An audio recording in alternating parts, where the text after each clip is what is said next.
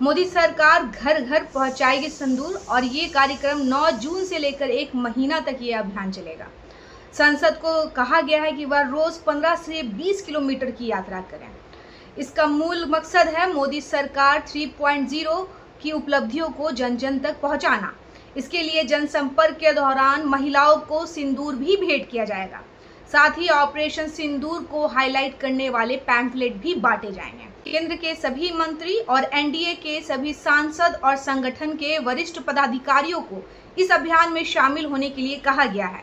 1 महीने तक चलने वाले इस कार्यक्रम में सभी सांसदों को अपने क्षेत्र में रोजाना 15 से 20 किलोमीटर तक की पैदल यात्रा करनी होगी और मंत्रियों को कहा गया है कि वह हफ्ते में कम से कम 2 दिन 20 से 25 किलोमीटर यात्रा कर जनसंपर्क स्थापित करेंगे। मोदी सरकार के 3.0 की इस यात्रा, जिसमें सिंदूर बांटने का प्रपोजल है, उसे लेकर कांग्रेस और अन्य विपक्षी दल भाजपा पर हमलावर हो गए हैं। उन्होंने कहा है कि ऑपरेशन सिंदूर का राजनीतिकरण किया जा रहा है और ऑपरेशन सिंदूर को लेकर वोट मांगे जा रहे हैं। कांग्रेस ने आरोप लगाया है कि मोदी सरकार अपनी राजनीतिक और कूटनीतिक विफलता को छुपाने के लिए सिंदूर को ढाल बनाना चाहती है। आपको बता दें, पार्टी प्रवक्ता रागिनी नायक ने संवाददाताओं से कहा है कि यह बेहद शर्म की बात है कि अपनी राजनीति और कूटनीतिक विफलता को छुपाने के लिए मोदी सरकार मांग के सिंदूर को ढाल बनाना चाहती है। सेना के पराक्रम और बहादुरी का श्रेय बटोरने के लिए मोदी सरकार और कितना नीचे गिरेगी। उन्होंने दावा किया है कि जब देश के हर जिले, हर नुक्कड़ पर ऑपरेशन सिंदूर के बड़े बड़े पोस्टर लगाकर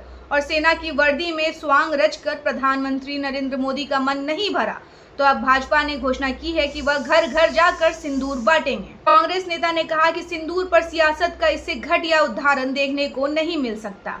रागिनी नायक ने यह भी सवाल किया है कि आखिर किस मुंह से वह महिलाओं के बीच भाजपा आरएसएस के लोग सिंदूर बांटेंगे, क्योंकि जिन आतंकियों ने महिलाओं का सुहाग उजाड़ा वो तो अब तक मौत के घाट उतारे नहीं गए हैं।